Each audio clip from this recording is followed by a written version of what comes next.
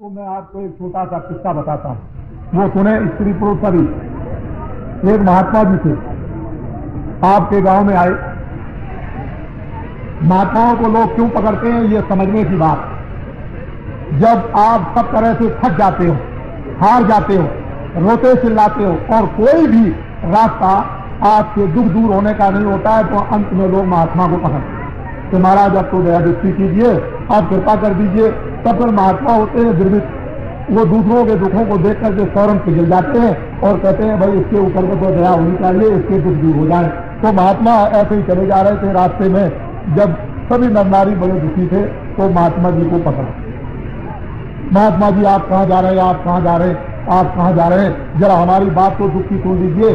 तो महात्मा जी खड़े चलो बेटा क्या कह लगे, बड़ा संकट है, बड़ा कष्ट है, बड़ी बीमारी आई हुई है, खाना नहीं मिलता है, लड़ाई झगड़ा होता है, सब उत्पात हो रहे, कोई किसी की सुनने वाला नहीं। अरे बच्चे, तुमने तो अपना रास्ता कर्म धर्म का छोड़ दिया तो तकलीफ तो तुमको मिलेगी ही, तुमको आराम कहाँ मिलेगा। इसलिए बच्चा तुम अपने कर्म धर्म में लग जाओ तो तुम्हारा ये संकट दुख दूर हो जाएगा। कह लगे अच्छा महाराज हमको बतलाइए हम कर्म धर्म में कैसे लगे।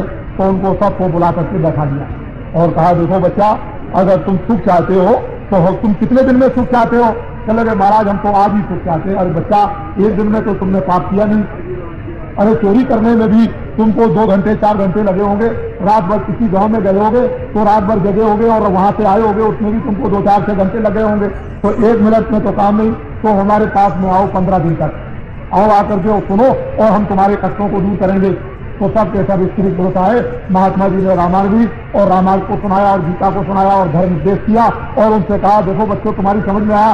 कह लगे महाराज बहुत कुछ समझ में आया। तो तुम्हारे अंदर में कुछ प्रेम आया। कह लगे महाराज बहुत अच्छा प्रेम। क्या प्रेम आया। कह लगे हमको घर अच्छा नहीं लगता, हमको खेती अच्छी नहीं लगती, हमको बच्चे नहीं अच्छे लगते हैं। कह लगे अच्छा तुमको ये अच्छा नहीं लगता है। कहा महाराज ये अच्छा नहीं लगता तो क्या अच्छा लगता है कि साधु महात्मा का दर्शन हो और हमको सत्संग सुनने को मिले। तो और तुमने क्या आया। कह लगे महाराज अब हम पहले तो बड़े क्रोधित हो जाते थे, तो अब क्रोध नहीं आता है और काम भी नहीं आता है और लोभ भी नहीं आता है और वो भी नहीं आता है। तो अच्छा बच्चा ये काम करो कि जरा आंखें तो बंद करके बैठो। तो आंख बंद करके जब बैठे तो सामने परमात्मा का एक दीपक जलता हुआ, जैसे मंदिर में दीपक जलता है उजाला होता है, ऐसे ही मनुष्य रूपी मंदिर में एक दीपक जलता हुआ दिखाई दिया।